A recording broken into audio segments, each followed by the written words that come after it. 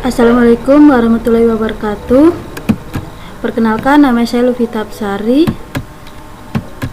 konsentrasi 6 gabungan 1 SIK Prodi Informatika Fakultas Teknik Komputer Universitas Cukro Aminutu Palopo.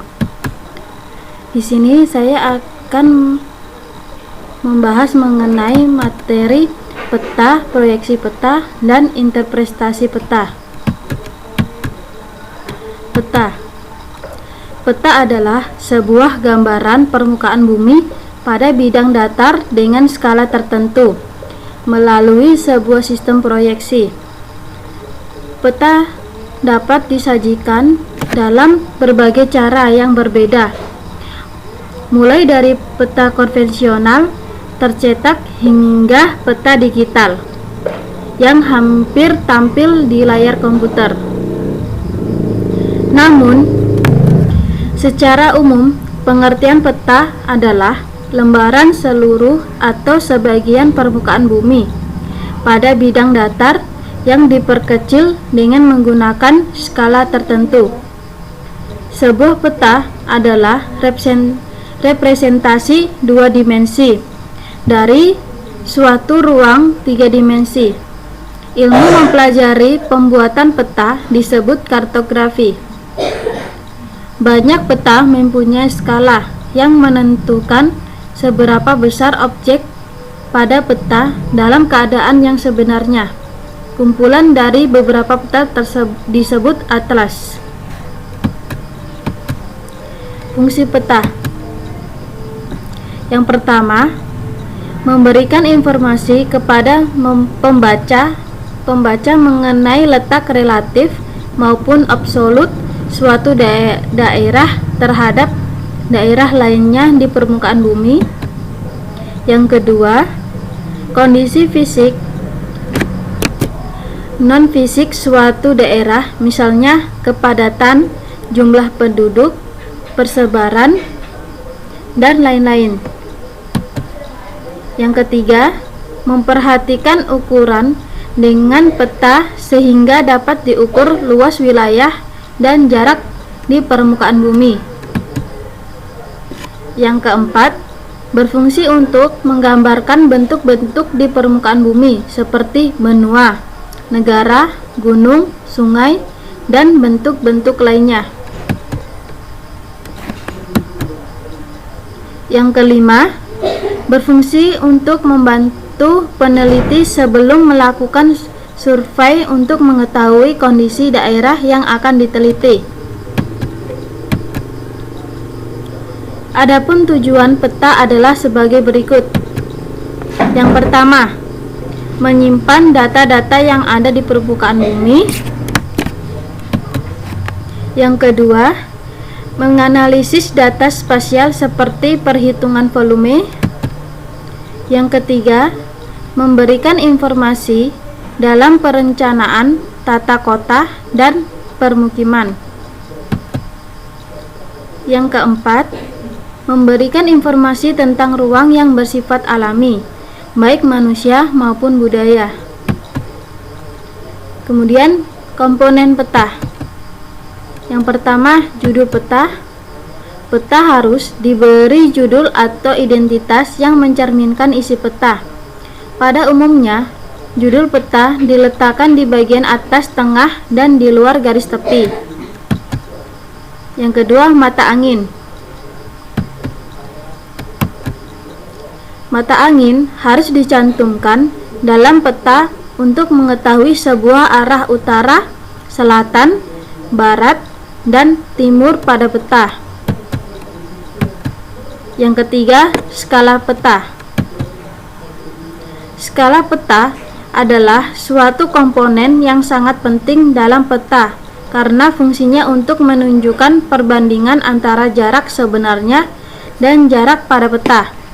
Skala peta dibagi menjadi 3, yaitu skala angka, skala garis, dan skala verbal. Keempat, simbol. Pada peta umum, simbol-simbol yang dipakai sifatnya tetap, misalnya simbol kota, ibu kota negara, jalan kereta api, dan sungai. Adapun pada peta tematik, simbol-simbol yang dipakai memiliki sebuah ketentuan-ketentuan menurut temanya. Yang kelima, legenda.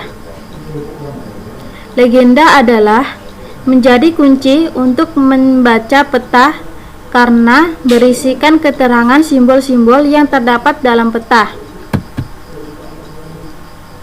Keenam, warna peta. Warna peta digunakan untuk membedakan kenampakan atau objek di permukaan bumi, memberi kualitas atau kuantitatif simbol di peta, dan untuk keperluan estetika peta.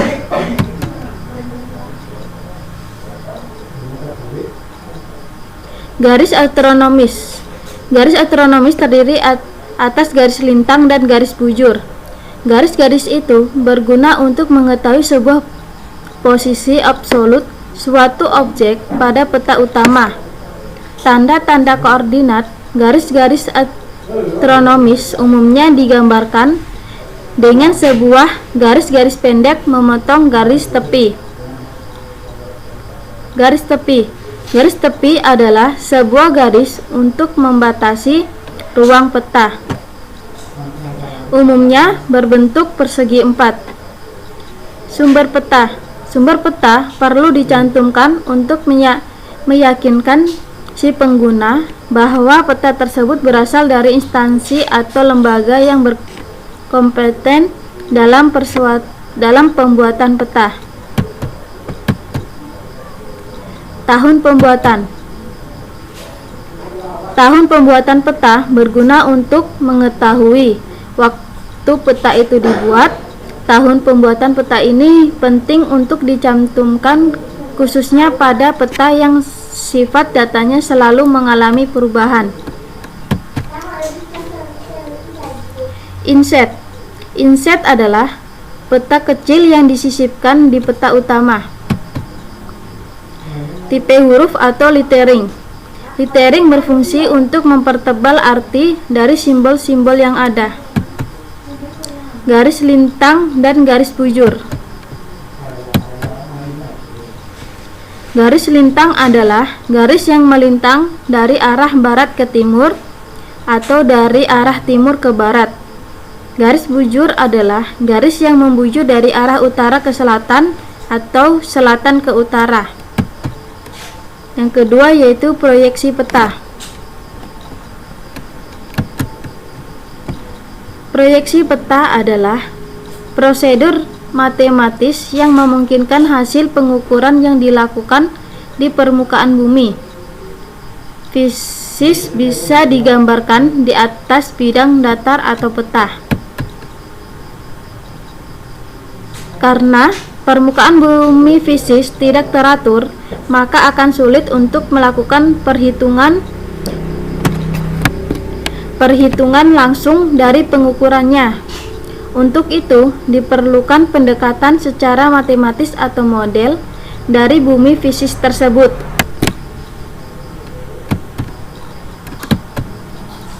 Model matematis bumi yang digunakan adalah elipsoid, putaran dengan besaran-besaran tertentu. Maka, secara otomatis, proyeksi peta dilakukan dari permukaan elipsoid putaran ke permukaan bidang datar. Seperti gambar di atas merupakan salah satu contoh proyeksi peta dari permukaan bumi ke bidang datar. Dengan sistem proyeksi peta, distorsi yang terjadi pada pemetaan dapat direduksi sehingga peta yang dihasilkan dapat memenuhi minimal satu syarat geometrik peta atau ideal. Yang ketiga, interpretasi peta, yaitu yang pertama siapkan peta yang akan diinterpretasi. Yang kedua,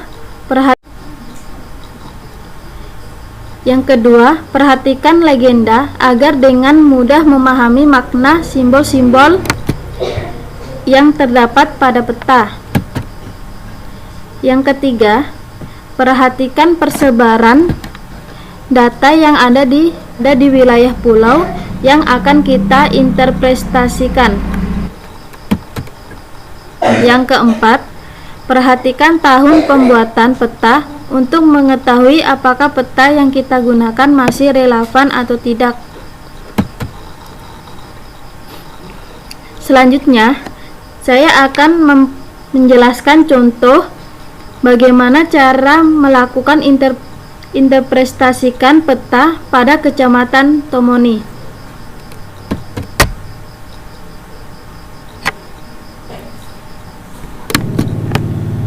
Di sini saya sudah menyiapkan peta, yaitu peta Kecamatan Tomoni.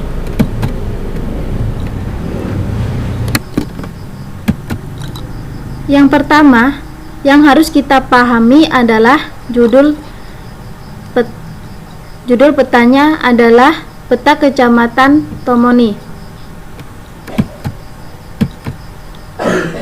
Kemudian kita perhatikan skalanya peta. Ini berskala 1:200.000. Selanjutnya, ini merupakan jalan lokal.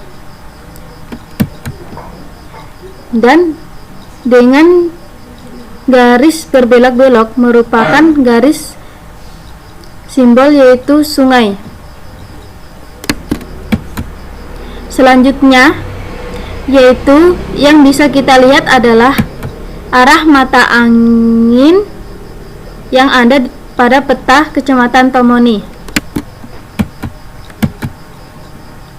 Kemudian, pembuatan peta harus diketahui sumber atau tahun pembuatan peta itu kapan dibuatnya. Dan juga ada terdapat insert. Insert ini merupakan gambaran peta yang lebih luas daripada peta yang utama. Sekian dari saya mengenai menjelaskan tentang materi peta, proyeksi peta, dan cara mengimplementasikan peta.